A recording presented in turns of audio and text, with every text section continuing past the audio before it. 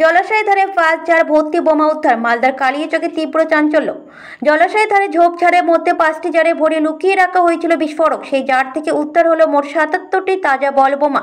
বুধবার সকালে এই ঘটনাকে কেন্দ্র করে ব্যাপক চাঞ্চল্য ছড়ালো মালদার কালিয়াচক থানার গোলাপগঞ্জ ফাঁড়ির শাহবাজপুর অঞ্চলের বামনটোলা ঘুনটোলা এলাকায়।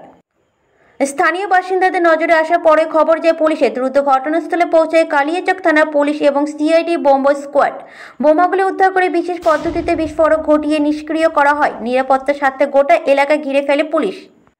তবে কে বা কারা এই বিপুল সংখ্যক বোমা জলাশয়ের ধারে লুকিয়ে রেখেছিল তা এখন স্পষ্ট নয়। কী উদ্দেশ্যে এত বিস্ফোরক মজুত রাখা হয়েছিল সেটিও রহস্যই থেকে যাচ্ছে।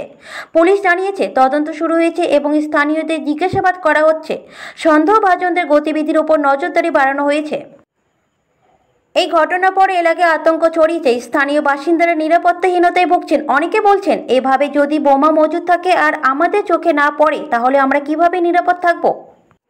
পুলিশ ও তদন্তকারী সংস্থার অনুমান, কোনো দুষ্কৃতী চক্র বা অপরাধী গোষ্ঠী এই বোমাগুলি গোপনে রেখে দিয়েছিল। তবে কোনো রাজনৈতিক সংযোগ রয়েছে কিনা তা এখনও বলা যাচ্ছে না।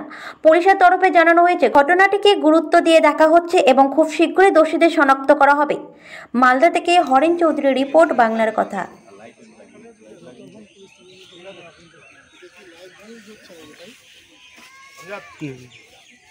আনসারুল স্যার, আপনি একটু থেকে ওই লাইট আর এটা একটু দেখে নেন, এদের একটু 5 জনের একটু টিফিনের ব্যবস্থা।